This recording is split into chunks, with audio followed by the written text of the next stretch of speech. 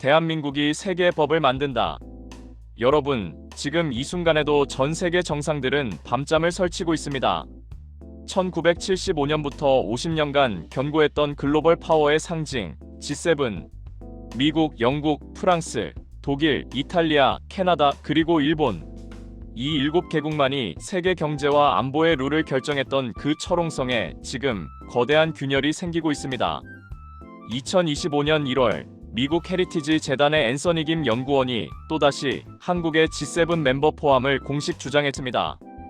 2025년 6월 11일 미국 전략국제문제연구소의 빅터 차는 작년에 이어 다시 한번 대한민국과 호주를 G7에 가입시켜야 한다고 목소리를 높였습니다.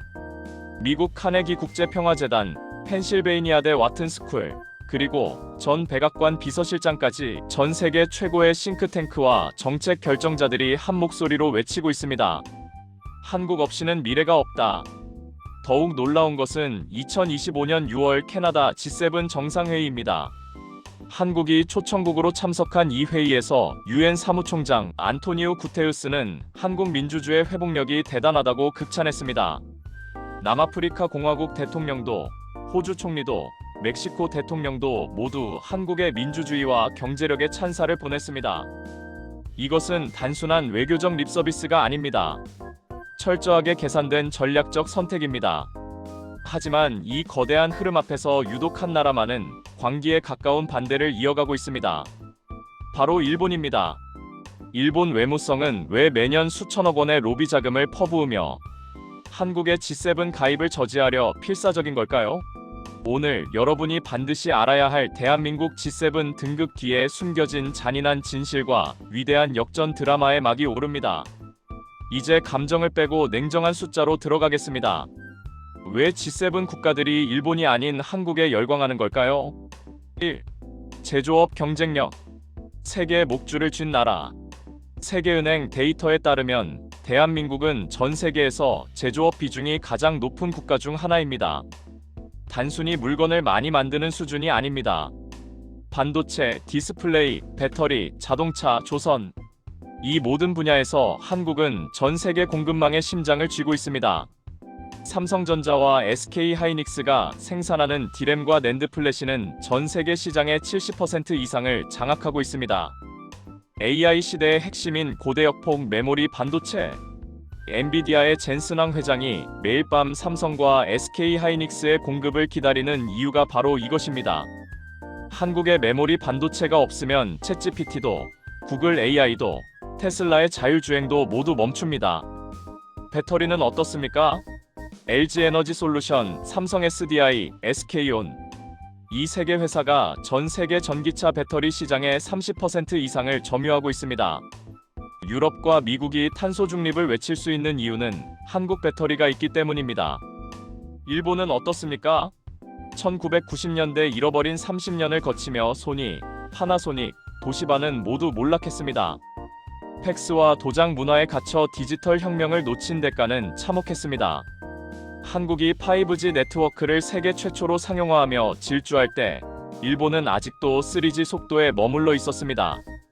2. 국가 경쟁력. 완전히 뒤집힌 순위. 스위스 국제경영개발대학원이 발표한 2025년 국가 경쟁력 순위에서 한국은 이미 일본을 저 멀리 따돌렸습니다. 특히 기술 인프라와 과학 인프라 부문에서 한국은 압도적인 세계 1위권입니다. 더 충격적인 사실이 있습니다. 미국 펜실베이니아 대학교 와튼스쿨이 발표한 2024년 국가별 종합국력 순위에서 한국은 6위를 차지했습니다. 산업 경쟁력과 문화적 영향력에서는 각각 7위입니다. 이것이 무엇을 의미할까요? 한국은 이미 기존 G7 멤버인 이탈리아, 캐나다를 앞서고 있다는 뜻입니다. 3. 경제 규모와 구매력. 추월당한 일본. 가장 잔인한 지표가 하나 더 있습니다. 구매력 평가 기준 1인당 GDP에서 한국은 이미 일본을 추월했습니다. 일본의 평범한 직장인보다 한국의 직장인이 실제로 누리는 경제적 풍요가 더 크다는 뜻입니다. 세계은행 최신 데이터 기준으로 한국은 명목 GDP 13위의 경제대국입니다. 하지만 중국, 인도처럼 인구가 많지만 1인당 GDP가 낮은 국가들을 제외하면 한국의 실질 순위는 9위까지 상승합니다. 일본은 30년 동안 임금을 올리지 못하고 제자리 걸음을 했습니다. 반면 한국은 전 세계에서 가장 역동적인 성장을 일궈냈습니다. G7 국가들의 눈에 일본은 박물관에 박제된 과거의 강대국이고 한국은 함께 미래를 설계할 가장 강력한 엔진인 것입니다. 일본의 치졸한 로비 전쟁. 여기서 우리는 일본이 숨기고 싶어하는 치부를 들여다봐야 합니다. 일본은 왜 그토록 한국의 가입을 결사반대할까요? 비즈니스적으로 보면 이것은 독점권의 문제입니다. 일본은 지난 50년 동안 G7 내 유일한 아시아 국가라는 지위를 이용해 막대한 이득을 챙겨왔습니다. 아시아의 모든 이슈는 일본을 거쳐야만 서방 국가들에게 전달되었습니다. 일본은 이 아시아 대리인 프리미엄으로 엄청난 외교적, 경제적 이익을 독점해왔습니다. 하지만 한국이 G7에 들어오는 순간 이 모든 프리미엄은 순식간에 증발합니다. 그래서 일본은 영국의 싱크탱크와 미국의 로비스트들에게 매년 수천억 원의 자금을 살포하며 한국은 정치적으로 미성숙하다, 한국의 사법 리스크가 글로벌 비즈니스를 위협한다는 식의 흑색 선전을 퍼뜨립니다. 실제로 2021년 영국 G7 정상회의 당시 일본은 한국 대통령의 참석을 막기 위해 회의장 배치까지 간섭했다는 사실이 뒤늦게 밝혀져 국제적인 망신을 당했습니다. K방산의 카운터펀치, 민주주의의 변기창. 그러나 일본의 이런 얄팍한 술수는 예기치 못한 곳에서 터진 K방산의 폭발력에 완전히 무력화되었습니다. 2022년 러시아의 우크라이나 침공 직후 전 세계는 충격에 빠졌습니다. 독일의 레오파르트2 전차는 납품에 5년이 걸렸고 프랑스의 무기는 너무 비쌌습니다.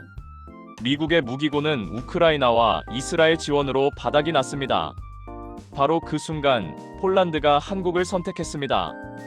20조 원 규모의 역사적 계약, K2 흑표 전차 980대, K9 자주포 648문, FA50 경공격기 48대, 천무 다연장 로켓 288문. 나토 회원국이 아시아 국가에서 전투기를 구매한 최초의 사례였습니다.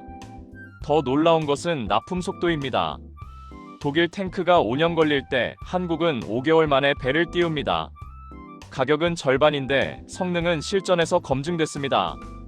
폴란드가 한국 무기를 대량 구매하자 영국, 이탈리아, 핀란드, 루마니아, 에스토니아가 줄을 서기 시작했습니다. 2025년 7월 폴란드와 K2 전차 2차 계약이 체결되었습니다. 180대에 8조 8천억 원. 단일 방산 수출 계약으로는 사상 최대 규모입니다. 스톡홀름 국제평화연구소 데이터에 따르면 2020에서 2024년 한국 무기 수출의 46%를 폴란드가 차지했습니다. 한국은 이제 세계 10위 무기 수출국입니다. 그리고 방위사업청은 2025년 약 240억 달러 약 33조 원 규모의 방산 수출을 예상하고 있습니다. 영국과 이탈리아가 갑자기 한국에 호의적으로 돌아선 결정적 이유가 바로 이것입니다. 한국과 손잡지 않으면 우리나라도 지킬 수 없다는 절박함이 일본의 로비보다 강했던 것입니다. 반도체, AI 시대의 왕관. 지금 전 세계는 AI 전쟁 중입니다. 오픈 AI의 챗GPT, 구글의 제미나이, 메타의 라마, 중국의 딥시크. 이 모든 AI 모델들이 단 하나의 부품 없이는 작동하지 않습니다. 바로 한국의 HBM 반도체입니다. 엔비디아 CEO 젠슨 왕이 왜 삼성전자와 SK하이닉스의 목을 매겠습니까? 미국과 유럽이 중국을 배제한 새로운 경제블록 칩포 동맹을 만들 때 한국을 빼놓는다는 것은 자동차를 만드는데 엔진을 빼놓는 것과 같습니다. 2025년 기준 한국의 반도체 수출액은 연간 1,400억 달러를 돌파할 전망입니다. 이것은 사우디아라비아의 석유 수출액과 맞먹는 규모입니다. 21세기의 석유는 반도체이고 한국은 그 유전을 독점하고 있습니다. 에너지, 원자력의 귀환. 탄소 중립 시대, 원자력은 선택이 아닌 필수입니다. 하지만 미국은 1970년대 이후 원전 건설 기술을 잃어버렸고 프랑스는 플라망빌 3호기 건설에 20년이 걸렸습니다. 후쿠시마 사고 이후 일본은 아예 동력을 상실했습니다. 반면 한국은 전 세계에서 가장 저렴하고 가장 안전하게 그리고 제 시간에 원전을 지을 수 있는 유일한 나라입니다. 체코가 한국 원전을 선택했습니다. 24조 원 규모의 메가 프로젝트입니다. 폴란드도 한국 원전 도입을 검토 중입니다. 사우디아라비아, UAE, 영국까지 줄을 서고 있습니다. G7 국가들은 이제 깨달았습니다. 기후변화를 막으려면, 에너지 안보를 지키려면 한국이 반드시 필요하다는 것을. 민주주의 회복력. 전 세계가 감탄한 순간. 2024년 12월 3일 대한민국의 비상계엄이 선포되었습니다. 전 세계는 충격에 빠졌습니다. 한국 민주주의가 무너지는가? 하지만 단 6시간 만에 국회는 계엄 해제를 의결했고 시민들은 강렬하고 평화롭게 거리로 나왔습니다. 헌법과 법치주의가 작동했습니다. 그리고 불과 몇 개월 만에 새로운 정부가 들어섰습니다. 2025년 6월 G7 정상회의에서 유엔 사무총장 안토니우 구테우스는 이렇게 말했습니다. 한국 민주주의 회복력이 대단하다. 남아프리카 공화국 대통령 시릴 라마포사도 호주 총리 앤서니 앨버니지도 모두 한국의 민주주의를 극찬했습니다. 미국 헤리티지 재단은 공식 보고서에 이렇게 적었습니다. 활기찬 자유민주주의 국가인 대한민국은 G7에 속할 자격이 있다. 최근의 정치적 혼란은 다시 한번 이 나라에 주목할 만한 민주주의 회복력과 민주주의 제도의 힘을 보여줬다. 중국과 러시아가 권위주의를 확산시키는 이 시대에 한국은 민주주의도 강하고 경제도 강한 유일한 모델을 증명했습니다. G7이 한국을 원하는 이유는 단순히 경제력 때문이 아닙니다. 한국은 민주주의의 가치를 실제로 지켜낸 나라이기 때문입니다. 룰메이커가 된다는 것. 여러분, 이제 결론을 내려야 할 때입니다. G7 가입은 단순히 국격을 높이는 훈장이 아닙니다. 그것은 전 세계의 규칙을 만드는 룰메이커의 테이블에 당당히 앉는 것을 의미합니다. 지금까지 우리는 미국과 유럽이 만든 규칙을 따라가기 급급했습니다. 반도체 수출 규제도, 탄소 국경세도, 디지털세도 모두 G7이 결정했습니다. 우리는 그저 그 규칙에 맞춰 살아남기 위해 발버둥 쳐야 했습니다. 하지만 이제는 다릅니다. 한국이 G7에 들어가면 반도체 표준을 우리가 정합니다. 원전 안전 기준을 우리가 설계합니다. 방산 공급망의 질서를 우리가 주도합니다. AI 윤리와 규제를 우리가 논의합니다. 60년 전 원조를 받던 나라가 이제는 전 세계 질서를 설계하는 나라로. 이것이 얼마나 놀라운 성취입니까? 남은 과제들. 물론 그에 따른 책임도 막중합니다. G7 회원국이 되면 국제사회에 대한 원조를 더 늘려야 합니다. 글로벌 분쟁에 더 깊이 관여해야 합니다. 중국과의 경제관계에서 미묘한 균형을 잡아야 합니다. 하지만 이것은 우리가 진정한 선진국으로 거듭나기 위해 반드시 치러야 할 성인식과 같습니다. 한국이 G7에 합류하기 위해서는 기존 회원국 모두의 동의가 필요합니다.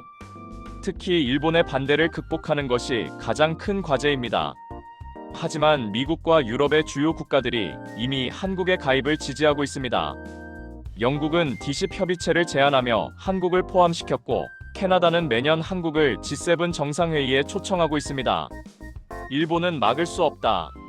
일본은 여전히 우리의 뒤꿈치를 잡으려 할 것입니다. 하지만 거대한 시대의 흐름은 막을 수 없습니다. 일본이 아무리 로비를 해도 세 가지 사실은 변하지 않습니다.